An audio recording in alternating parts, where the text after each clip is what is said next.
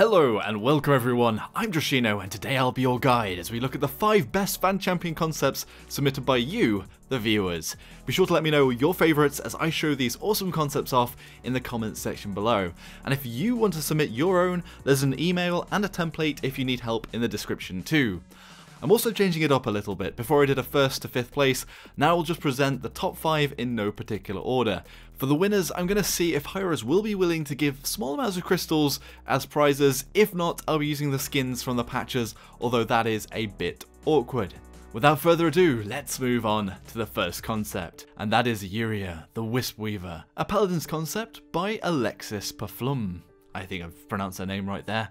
And to start out for Yuria, we have quite a bit of lore here. So the tale of the Wisp Weaver. In the far reaches of the realm lie places that have been long lost to history.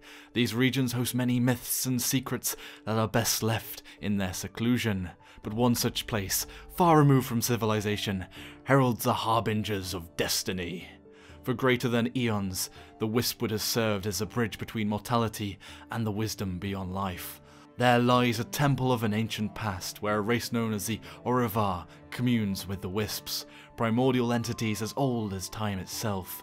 No one knows when the Aurivar come into contact with the Wisps, and for what cause. The only thing the outsiders know is that whatever great kindness or spiteful villainy lie, the Wisps will be there. All senses of charity and malice are to be judged by the Wisps, and thus virtuous elders are blessed, savage malefactors are slain, and wrongful acts are forgiven at the will of these enigmatic beings.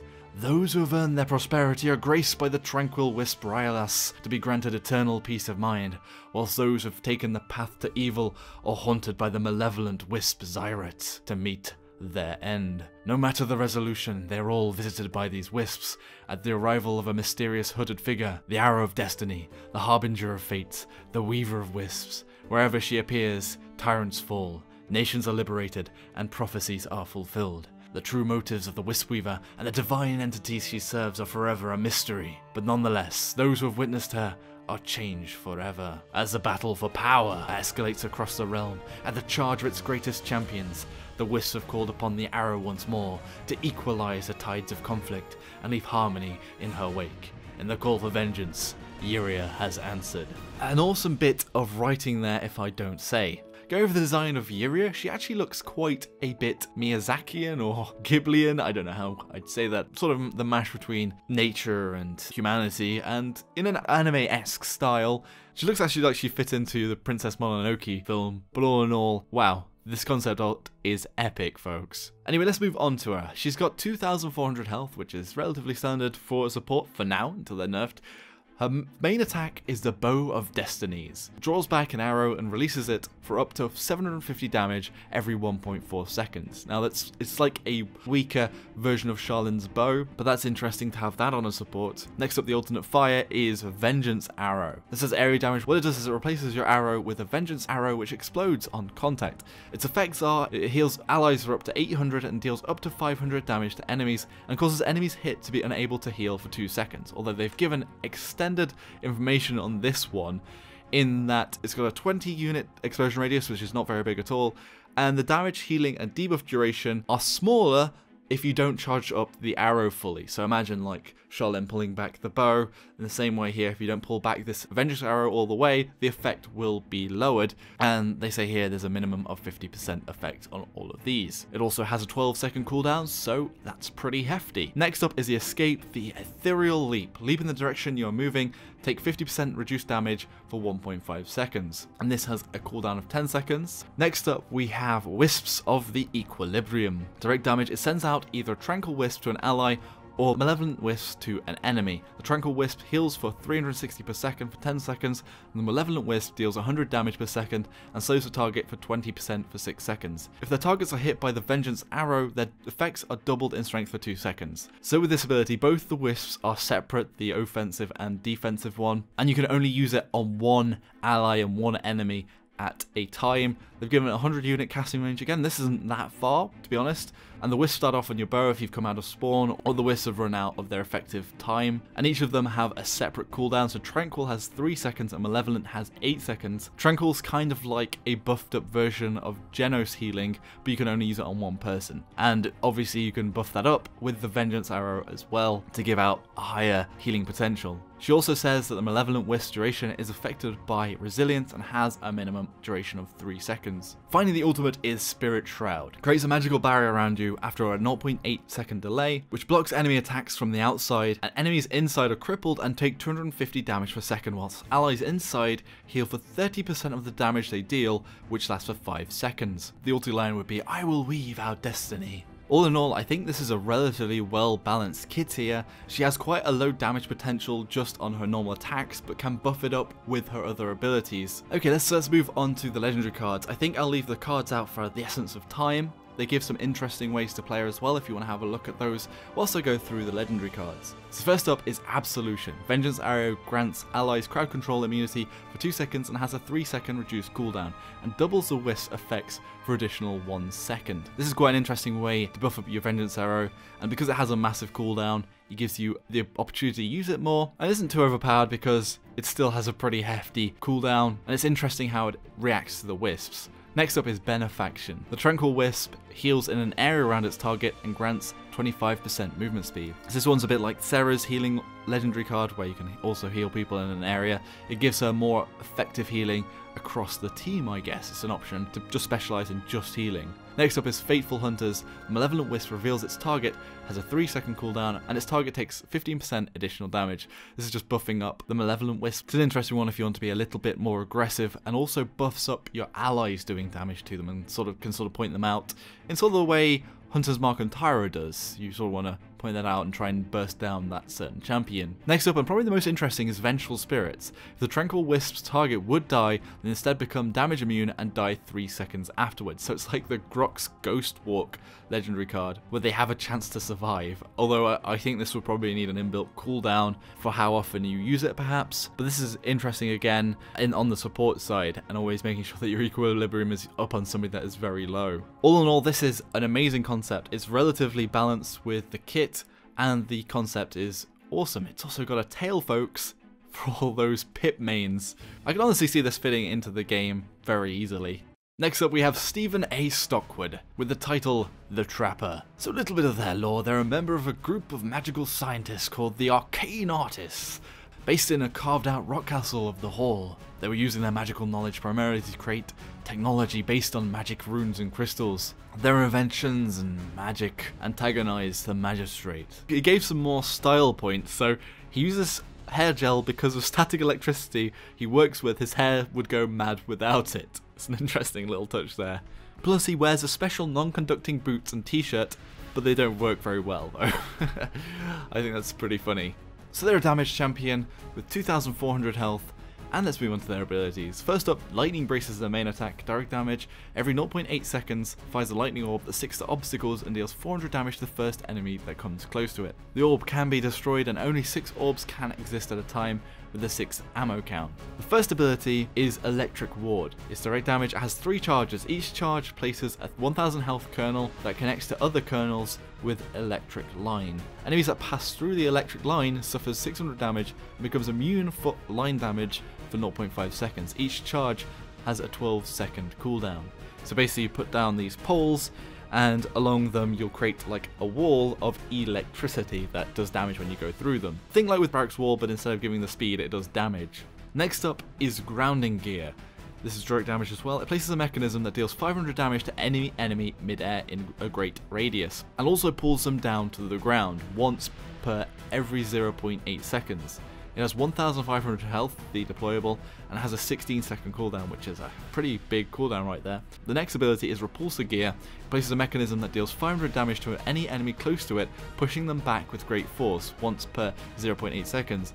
It has 1,500 health and a 16-second cooldown again. Finally, the big bada boom, the ultimate is Power Cell. After a 1-second delay, creates a shield-like dome that cannot not be normally destroyed. Enemies can neither attack nor walk through that dome, and it lasts for 3.5 seconds. And the ulti chatter is, "You're going nowhere, I've got him." And finally on their legendary cards, first up Synergy, enemies damaged by any traps suffer 20% more damage from traps for 4 seconds, so buffing up just general trap damage. Warden Eliminations restores 400 health to all placed traps. It's an interesting one, so you have to keep getting kills to buff up your traps. And finally Prime Conductor, direct hits with lightning orbs deals twice as much damage as it normally does. So if you're actually throwing them at people. All in all, this champion was interesting to me because of the idea of these traps and sort of control across the map and interesting ways of maybe using the repulsor gear to push people through one of the electric wards and with the grounded gear to pull them down again. So if a mage jumping up, it just pulls them to the ground and does damage. That's a very interesting concept right there. Next up, this is for Fella, the Realm Jumper, a support. Again, a very interesting concept here. I quite like the colours as well, the sort of pink frondy skirt mixed with the darkness of the robe, and then the sort of galaxy that is her head with those sort of very ethereal eyes going on. And a little butterfly on top of it. Plus the little bubble blower, which I'm going to come on to with the abilities. Dimensional bubble, she shoots out a projectile. Its size depends on how long it has been charged, so like blowing a normal bubble. It bounces on walls and objects, and when in contact with a champion, it deals 50 damage. Bear in mind, this actually came out before Moira in Overwatch, so this is a bit like Moira's orb thing as well, but it's interesting on a single attack. So the reason why that only does 50 damage is because of her alternate fire, which is collapse. So she explodes all bubbles that were sent, and the damage, depending on how large the bubble is, deals 500 to 1000 damage on the maximum, and the radius of the explosion also extends depending on the size, so there is sort of an incentive to blow the bigger bubbles. They also lightly touch on an idea that if enemies are hit by more than one bubble, they take 15% extra damage with a legendary card, which would be a bit like a Bomb King's chain reaction, and this attack is kind of like Bomb King's sticky bombs, but in I guess a different way of doing it, an interesting way actually. Next up, her escape ability, and part of the reason why I found her so interesting is Realm Jump. She hops into another dimension, leaving a small portal behind that both enemies and allies can enter. Inside, only allies and enemies can harm in whoever is in that dimension with her. The duration of this lasts for 6 seconds, but if she ends the duration early, all enemies inside will be realm glitched, causing them to be unable to use a certain ability at random for 2 seconds. It's kind of like Sarah's going into her shadow travel, but everyone can come inside with her, and this Falfala can't actually use any of her abilities or attacks or anything. She can't damage anybody in there, but if there's allies and enemies in there, they can fight each other. So allies could jump in there to try and escape and be safe, but enemies can still chase them afterwards, but at the risk of you glitching them out. I think it's a pretty interesting ability and has a lot of effects on the team as well, being able to jump in and out of that. Next up is Bubble Shield. Shield an ally for 1000 health. Can also be an overtime heal with the legendary. If aimed at nothing, shields a random nearby ally or yourself. Prioritizes the lower health allies. This one has a 12-second cooldown. And finally the big badaboom, the ultimate is Dimension Rift. Temporarily tear a hole through the very fabric of space and time, dealing 500 damage to all enemies and entering both allies and enemies into a plane of reality for 8 seconds. Her bubbles and herself moves 30% faster. Allies' attacks are ignited, dealing 200 extra damage over the course of 3 seconds. Both allies and enemies can only be harmed or harm whatever is in the zone. Again, quite an interesting ultimate there, basically buffing up all of her allies. And I guess if an enemy was dead and they came out of the spawn whilst this was going on, they wouldn't be in that dimensional zone. But overall, what I like about it is taking sort of the idea of Sarah's shadow travel and then turning it into a whole big effect to enter both allies and enemies into, and have a weird sort of dimension shifting gameplay element. Next up we have Archie, the mercenary. A summary, Archie is a damage champion that works best in tight maps. It doesn't mean that he isn't useful in more open maps, as he can provide fire support. To use Archie as his full potential, player must have decent map knowledge and awareness. With 2500 HP, and we can see what they're showing off. This is a bit more of a vanilla concept in both their weapons and how they work, but he's got interesting twists on the sort of more regular gun concepts, which I thought was quite interesting. So there's a short law here, it's a bandit, soldier and mercenary, and they've been called all of those. The Outback, or the land down under, is a savage and dangerous place. More so are the people who were exiled there hundreds of years before. Archie is an elf with little to no affinity to magic, and the people of the land down under prefer a more direct approach to life. As a soldier in the coalition army, he was gravely wounded and left for dead, but saved by Redacted. Now he works as a mercenary, as he calls it, security consultancy, certain chancellor, so he could have links to the magistrate. Again, I think it's interesting that he's trying to create a Paladins realm for Australia, pretty much. There we go. Anyway, onto their abilities. So they basically got a split, a bit like Strix, with how their weapons work. So first up, there's a lever action rifle, which is direct damage. Rain hot lead with your lever action rifle, deals 400 damage every 0.45 seconds at medium range, loses accuracy when fired non-stop, reload 1 round each, 6 ammo capacity, and has damage drop off. So he has a little bit of poke damage. It's not huge. It's sort of similar to Lian's damage, I'd guess. So here they can use an ability called Swap, where you swap to your jack launcher, which is like a grenade launcher. So the jack launcher is area damage, you fire loaded jack. Each jack bounces depending on how long you hold the trigger, max 3, and each jack explodes on impact with an enemy, also explodes should the jack finish bouncing. With this mode, there's also ammo swap, where you change the type of jack you're using. So there's also 4 types of jacks here. So there's regular explosives, which deals 800 damage and can self-damage. There's a disruptor, disable enemy attack for 2 seconds, 100 damage, can self-damage, although this is affected by resilience. So this one here is like a silence. Third is incendiary, ignite an enemy caught in the blast does 5 ticks of 30 damage over the 2 seconds. Finally, shrapnel, bleed enemies caught in the blast creates 40 pellets, fly it in a random direction, does 4 ticks of 3 damage over 4 seconds. And then they can swap back with the same ability back to his rifle. The 2 other abilities on his lever action is desperation, which throws sand on enemies in front, blurring their vision for 1.3 seconds. Deals no damage and is affected by resilience, so it's a bit like a mini Strix Flash, but worse. The escape ability is free running, lower your weapon and run 55% faster, jumps 3 times higher, so it's a bit like Victor's Hustle. And the ultimate is Bushman's Knife, which is the ultimate. It does direct damage, and you throw your trusty boomerang, dealing 800 damage, bounces on surfaces and will return after 8 seconds of flight. If it landed back from behind, it inflicts 200 self-damage, so you need to kind of watch out where that boomerang is coming from. It can hit the same enemy multiple times and automatically disappears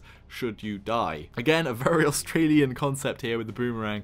But these actually look pretty awesome, the rifle, the boomerang especially, and the jack launcher. They're given little designs here. Each of the different jacks have different colours. They've also given some legendaries here, so booted free running, sows a target for 3 seconds should you land on an enemy during free running. So if you jump on top of somebody with that extended jump, then you can slow them down. I guess you jump on them, jump back again, they're slowed down, then you can hit them easier with your jack launcher. The next one is Outback Justice. Jacks that explode on direct enemy impact do 30% extra damage. An interesting one just for the jack launcher. And then finally, Bushwhacked. This one's for your ultimate. Boomerang stuns targets for 3 seconds should the boomerang hit them from behind or the sides. Okay, this one's actually interesting. I'm not being too powerful because if the enemy is aware of where the boomerang is going, they can look at it and make sure they don't get stunned. And also, the 3-second stun is a big time to be stunned, but it has to hit them from behind the sides. Anyway, that was Archie, the mercenary. Finally, the last one's pretty simple, but I thought the concept was interesting and something that isn't really in yet. And this is Rick, a flank with 2200 HP. And the whole theme here is basically stealing enemies' credits from them. So the first attack is false credits, fires counterfeit credits that cause 450 damage every 0.5 seconds, it has no ammunition, and you can accelerate the shot by rapidly pressing, but you lose the precision. Passively, when you kill, you gain 20% the amount of credits from the enemy character if they have above 200 credits. So basically getting quite a lot of credits is a bit like Lex's bounties that you pick up. The next one is Assault. This is your ultimate fire, which has a 6-second cooldown. You run quickly, straight, just like Fernando, only a little bit further away, crossing the enemies and causing 600 damage and stealing 100 credits per enemy hit. Next up is Kidnapping. Throw a chain attached to an iron ball that attaches itself to the nearest enemy and prevents it from leaving a radius of 30 units of the sphere for 5 seconds. The chain target may roam freely in the limited area, but can't use escape abilities within the first 2 seconds. This ability can be used before the cooldown ends using 600 credits. So this is really interesting. So you're stealing all these credits from the enemy, you're basically building a big stockpile of credits, but you basically just de-cooldown something if you spend the money instead of spending it on items. I think that's really interesting. The next ability is Modified Credits. Starts using modified credits such as primary firing. They cause 650 damage and do not lose accuracy, but cost 25 credits per shot. Again, another one that's very interesting as it's tied to you stealing credits from the enemy, and you can use this ability to just sort of ping enemies with a higher damage attack. but also wasting loads of credits. Okay, finally the big bag of Boom. The ultimate is Ostentation. For 8 seconds you'll receive 100% more credits, and the F and Q skills will not consume credits. The F skill can be used on the same target after 3 seconds, besides increasing the movement speed by 50%. Again, the ultimate is also interesting because it sort of mixes in with all of the other abilities stealing the credits. Anyway, that was Rick and all of the champions that we have covered today. Be sure to let me know your favorite in the comment section below. Again, if you want to submit yours, go to the email in the description below. I know that quite a few of these are arty. All that I ask is that you give something that is visual for me to work with. That's why I give the template to give out. Preferably do some sort of art for the abilities and try and just squiggle a champion concept out. Just maybe even just the shapes of the champion. Anyway, if you enjoyed the video, hit that like button, subscribe for more of my content, hit the bell icon to become part of the notification squad, and thank you all very much for watching. I'll see you all next time. Joshino.